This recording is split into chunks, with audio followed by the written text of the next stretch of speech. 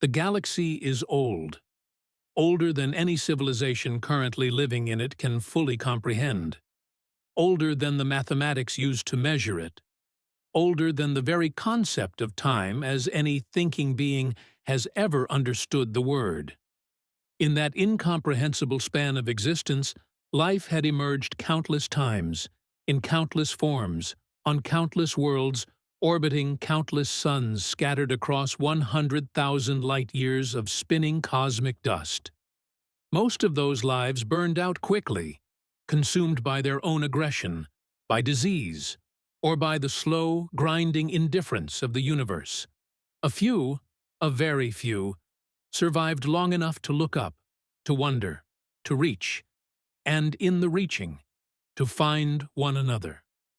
The Galactic Council had existed for over 40,000 years, not one council, not one government, but a framework, a gathering, a table at which species could sit and speak rather than destroy one another upon meeting. Thousands of member civilizations, hundreds of thousands of star systems represented, ancient beings who measured their civilizations in geological epochs and their personal memories in centuries. By any reasonable measure, the galaxy was, if not peaceful, at least stable. Disputes happened, minor conflicts, territorial negotiations that occasionally turned heated, but full-scale wars of conquest belonged to the ancient histories, to the dark chapters every civilization kept in sealed archives, visited only to remember why such things must never happen again. Everyone agreed. Almost everyone. There was always someone who disagreed. And somewhere in the galaxy, there was always a civilization that had never wanted to conquer anyone, finding itself staring at the approach of exactly that kind of someone. And there was, sitting in an unremarkable corner of one spiral arm, technically a member of the Galactic Council, though rarely spoken of without a certain nervous quiet, a species called humanity. The humans were young, embarrassingly young by galactic standards. They had achieved faster-than-light travel only a few centuries ago. They had been members of the Galactic Council for barely 200 years, an eye blink, a rounding error in the grand ledger of galactic history. And yet, every ancient civilization in the galaxy was afraid of them. Not diplomatically afraid, not politically cautious, but genuinely, viscerally, keep your children away, afraid. Why? That question is the heart of this story. And the answer, when it finally came, changed everything. The Calvary homeworld of Ethan was, by most measures, a paradise. Not in the lazy sense of the word, not simply warm and comfortable, but a paradise in the genuine philosophical sense, a world organized around the concept of life as sacred. Every city on Ethan had been designed to preserve and integrate with the biosphere rather than dominate it. Every resource extracted was matched with an equal measure of restoration. Even the architecture seemed to breathe, tall, arching structures of grown crystal and living wood, draped in flowering vines that shifted color with the seasons. The Calvary themselves were tall and slender, bipedal, with 4 long arms and large, deep-set eyes that shifted color with emotion.